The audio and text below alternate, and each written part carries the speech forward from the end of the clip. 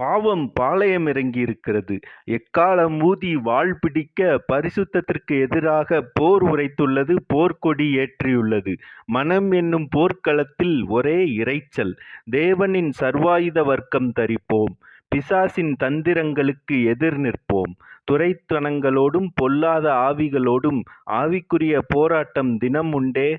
சகலத்தையும் செய்து முடித்தவர்களாய் நிற்க தேவனின் சர்வாயுத வர்க்கங்கள் தரிப்போம். சத்தியம் இடைக்கச்சையாய் இருக்கட்டும். நீதி மார்க்கவசமாய் இருக்கட்டும். சுவிசேஷம் பாதரட்சையாக வரட்டும். விசுவாசம் கேடகமாய் சாத்தான் விடும் அம்புகளை அவித்துப் போடட்டும். இரட்சண்யம் தலைசீராவாக அமரட்டும். தேவ வசனம் ஆவியின் பட்டயமாக விளங்கட்டும். எந்த சமயத்திலும் ஆவியிலே ஜெபம் பண்ண முழங்கால்கள் யாவும் முடங்கட்டும்.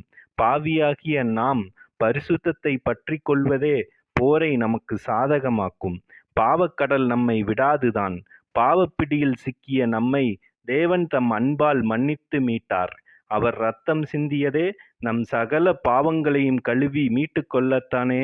அவர் திரு ரத்தம் எனும் அலை அடித்து பாவக்கரைகள் போகும். இறுதி வரை நிலை நிற்க இயலும் வரை முழங்கால் முடக்குக. ஆவியின் வேண்டுதலோடு விழித்திருக்க. வெற்றி நம் கைகளில்.